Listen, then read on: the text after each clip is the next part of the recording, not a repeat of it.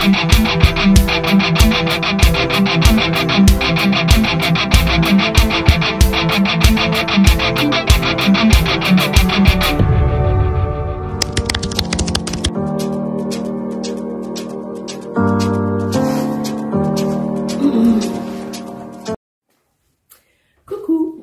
Aujourd'hui, je vais te parler d'un roman de Cynthia Kafka.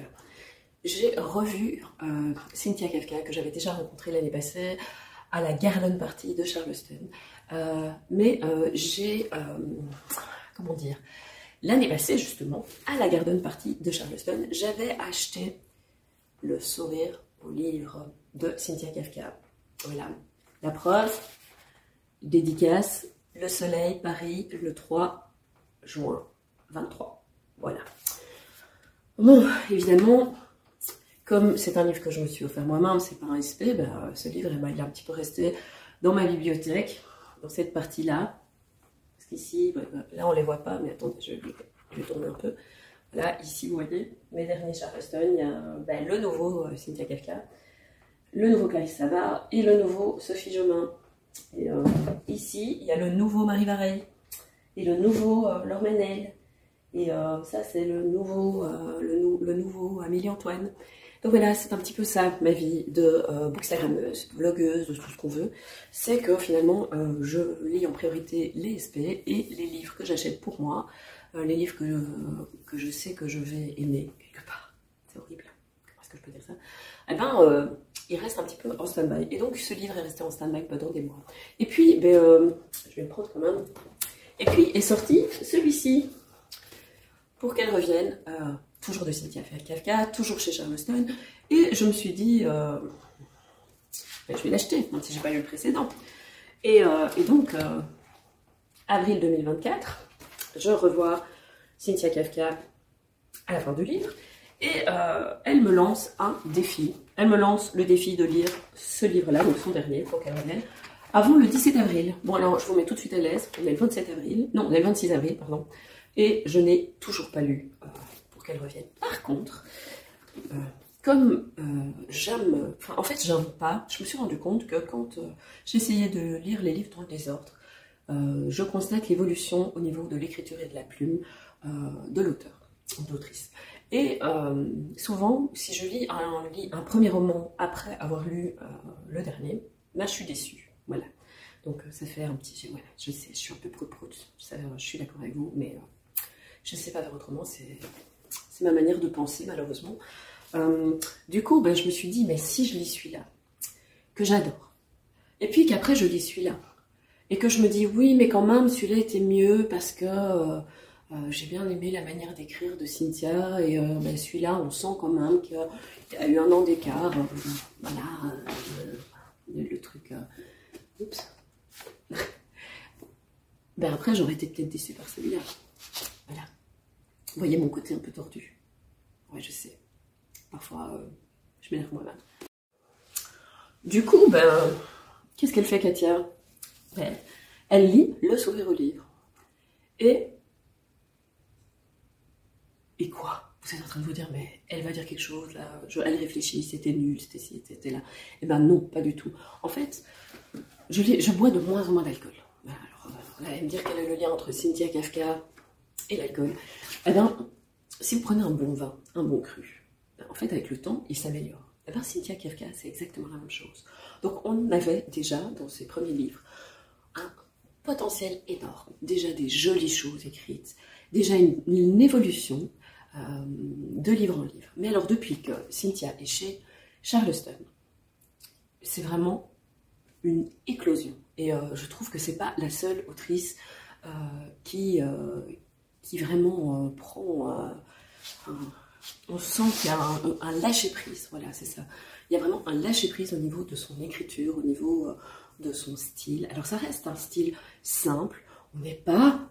Effectivement, pour les plus érudits d'entre nous, on n'est pas dans de grands auteurs qui briguent le Goncourt et tout ça. Non, pas du tout. Ici, on est dans une écriture passion. On est dans, alors passion, pas passion fleur bleue. On est dans une écriture passion parce que on sent que Cynthia, elle aime écrire. On sent qu'elle aime raconter des histoires. Cynthia, c'est une conteuse d'histoires.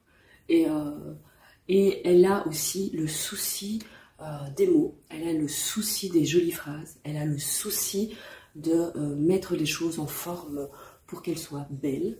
Et moi, je trouve que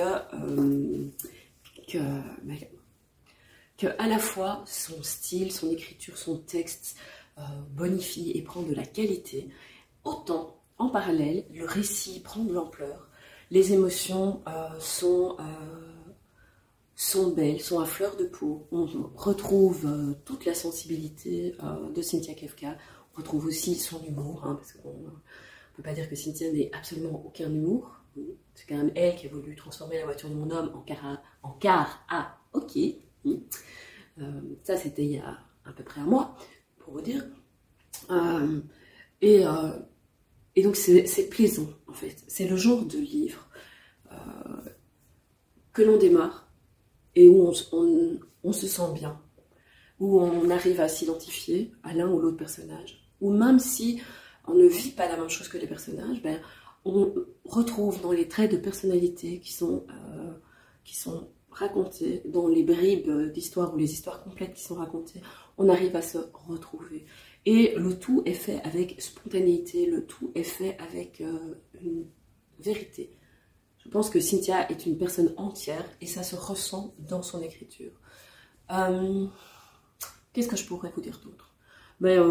Peut-être tout simplement qu'il faut lire Le sourire au livre parce que vous risquez de passer à côté de beaucoup de choses. Comme il faut lire, je voulais te dire que je m'en vais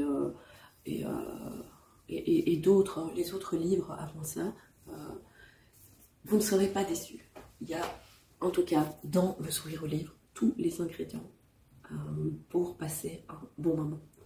Alors oui, évidemment, là je vous parle comme si c'était déjà la flin. Voilà. En fait, on a le fan et on a le flan, et puis on a la fin et on a le flin. Voilà. Donc je parle un petit peu comme si c'était la fin de cet avis lecture, ce podcast lecture. Et parce que, ben oui, en fait, je vous ai même pas encore pitché ce livre. Alors, je sais pas finalement s'il faut vraiment pitcher les livres. Ici, on retrouve certes une structure d'histoire qui est assez fréquemment utilisée, que personnellement, moi j'ai découvert pour la première fois avec Anne Cavalda, avec Ensemble c'est tout, où on a des personnalités, des personnes, des gens, des humains, qui, de générations différentes, qui se retrouvent réunis pour une raison ou une autre dans un endroit. Et c'est ce qui arrive en fait à Alexia. Et Alexia, c'est une ado de 14 ans qui vient de vivre le pire drame que l'on puisse vivre, puisque sa mère, son beau-père et ses deux petits frères sont morts dans un accident de voiture. Elle se retrouve chez son père qu'elle ne connaît pas et qu'elle n'a plus vu depuis des années. Elle ne sait pas très bien pourquoi, mais un jour il a complètement disparu de sa vie. Alors son père c'est grec, et grec lui, son job c'est de fabriquer des cabanes. Mais la venue d'Alexia dans sa vie va bouleverser finalement tous les projets et tous ses plans et toute sa vie telle qu'il l'avait créée et imaginée. Et c'est aussi très très beau d'avoir ce père finalement qui vit depuis des années tout seul et qui ne pense qu'à lui, en tout cas c'est comme ça qu'on le voit au début du récit, qui va évoluer et qui va prendre conscience de l'importance d'être un père tout simplement. Donc c'est très très beau. Et c'est aussi je ne vais pas dire une problématique, parce que c'est pas une problématique, mais c'est aussi une thématique qui est récurrente chez Cynthia Kafka, c'est cette place du père. Voilà, je ne vais pas en dire plus, parce que sinon vous n'allez pas avoir envie ou besoin de lire Cynthia Kafka, alors que moi mon objectif c'est que vous la lisiez. Alors, en plus de ça, évidemment, il va y avoir deux femmes qui vont, par les hasards de la vie, venir rejoindre le duo père-fille. Il y a Ida qui c'est une retraitée, donc une dame déjà plus âgée, qui tout simplement va aider Greg à prendre soin d'Alexia, puisque Greg est souvent sur la route. La quatrième personne, je ne vous en parlerai pas parce qu'elle n'est pas dans la quatrième de couverture, donc je ne vais pas vous spoiler, mais vous allez voir que tout ce petit monde va évoluer sous vos yeux. que vous allez avoir envie de vous retrouver dans ce domaine, parce que le fameux grec, là, c'est un homme à marier, hein, parce qu'en plus il est adorable.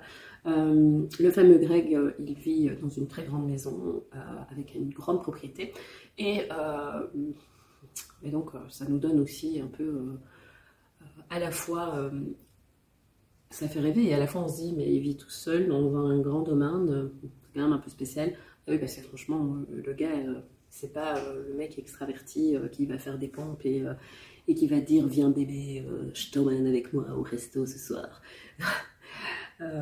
Voilà. Bon, ben, je pense que là j'ai vraiment fait le tour. Donc le sourire au livre. Une fois encore, ben, on a une couverture qui est clairement en accord avec le récit. Cette boîte à livres, elle a toute sa place dans l'histoire, le vélo aussi, d'ailleurs c'est une très jolie couverture, et je vous invite à le découvrir. Je pense qu'il sort bientôt en poche, donc il était vraiment temps que je le lise. Pour une fois, je l'ai lu avant qu'il sorte en poche, donc bravo Katia, je suis fière de toi. Bon, sur ce, gros bisous, bonne lecture et à bientôt.